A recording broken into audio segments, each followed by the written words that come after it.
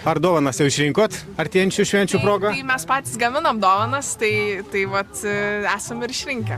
Nu dar ne, aš toks vėlesnis žmogus tikriausiai. Paskutinę naktį. Taip. Ne, neišrinkau dar dovanų. Bet planuojat? Porą. O ką savo artimiausiam žmogui planuojat padovanoti šių metų švenčių progą? Gal kokią savaitgalį kur nors jaukiai praleisti. Nežinau, saldainių, šokolado. Nu, kažką, meilę duoti.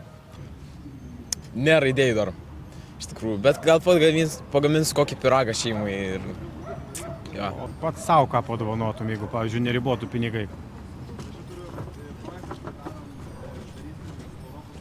Knygą. Sau ką padovanočiau, turbūt daugiau laisvo laiko, pailsėti. Sau?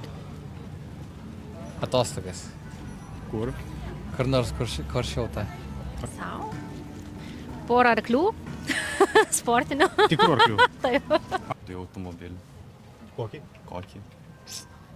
Čia jau kokį Mercedesą gerą.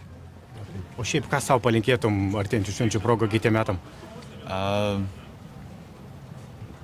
Džiaugsmo, meilės, pinigų. Daugiau meilės sau, kitiems, atleist. Daugiau nuoširdžiau mylėt.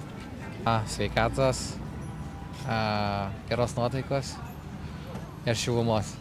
Aš labai noriu savo nekilnojamo turto. Tai labai galvoju, kad pasiseks kitais metais gauti Vilniuje. Taip. Noriu, kaip pasakyti, kad nors vieni metai būtų visa šeima kartu.